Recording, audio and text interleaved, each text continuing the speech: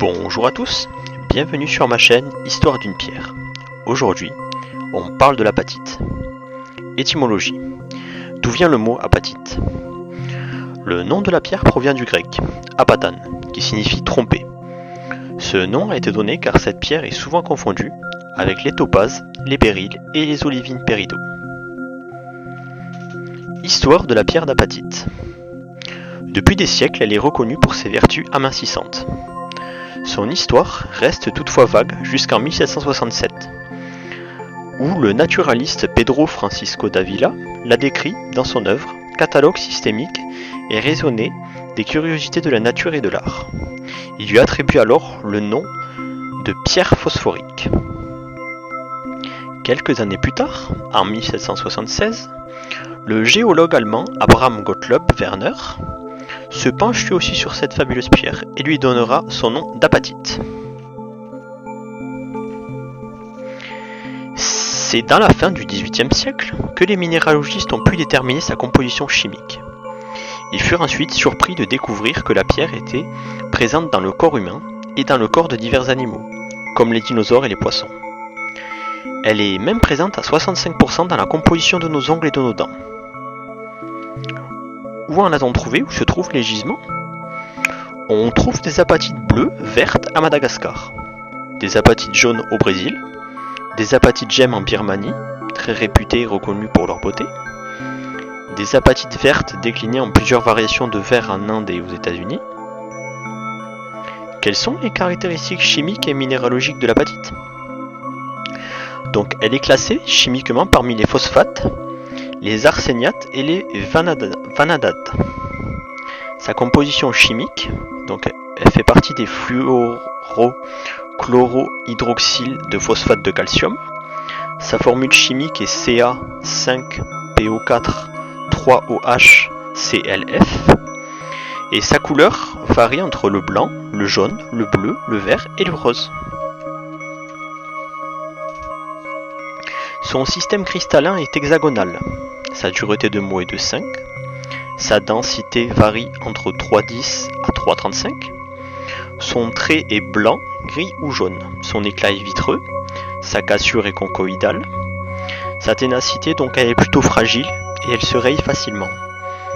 Sa forme cristalline est agrégat, donc souvent sous forme de cristaux hexagonaux qui peuvent être prismatiques, dipyramidaux et tronqués. Ces autres formes sont multiples. Tabulaire, c'est-à-dire en forme de tablette, colonnaire, formant des colonnes, en excroissance parallèle empilée, en globulaire, en granulé ou botryoïde. Donc ses principaux environnements et ses lieux de formation. Elle est en gemme dans les pegmatites de granit, présente dans les cornes en contact avec des roches métamorphiques, et dans les veines minéralisées dans les pegmatites asyénites méphélimiques. Ce sont ses lieux de formation. Ce qu'il faut retenir de cette pierre. La pierre d'apatite se trouve à la tête d'un ensemble de minéraux isostructuraux de base composée de phosphore et de calcium.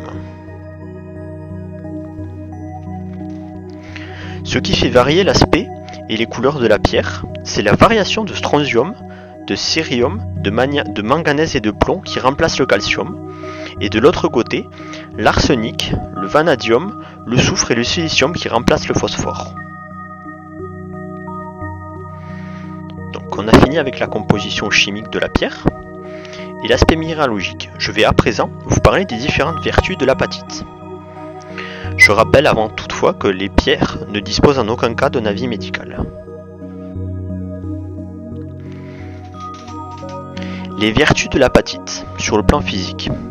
Donc l'apatite bleue aide pour la perte de poids et régule le système digestif.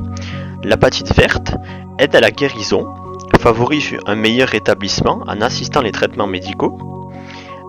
L'apatite jaune soutient le système digestif et élimine les toxines présentes dans le corps. Et l'apatite en général, donc elle est bénéfique pour l'absorption de calcium qui aide à favoriser les os et les articulations et elle apaise l'arthrite. Elle stimule également la formation de nouvelles cellules et les tissus musculaires. Elle favorise la croissance. Et porter une apatite près du cœur calme l'hypertension artérielle. Les vertus de l'apatite sur le plan psychique et émotionnel maintenant. L'apatite bleue et verte approfondit la méditation, inspire les artistes et favorise l'imagination. Elle atténue les tensions et calme l'hypertension en situation d'urgence, sans vous laisser dominer par vos émotions. Porter une apatite près du cœur vous aidera à surmonter l'épuisement émotionnel.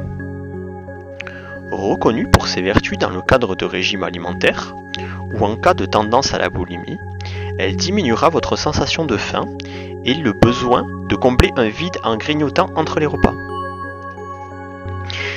C'est un véritable soutien contre le surpoids, car elle vous aidera à déterminer la source de vos problèmes et les raisons pour lesquelles vous faites des excès alimentaires. C'est tout pour l'apatite. N'oubliez pas le pouce bleu si la vidéo vous a plu et de vous abonner. À une prochaine fois pour une prochaine histoire d'une pierre.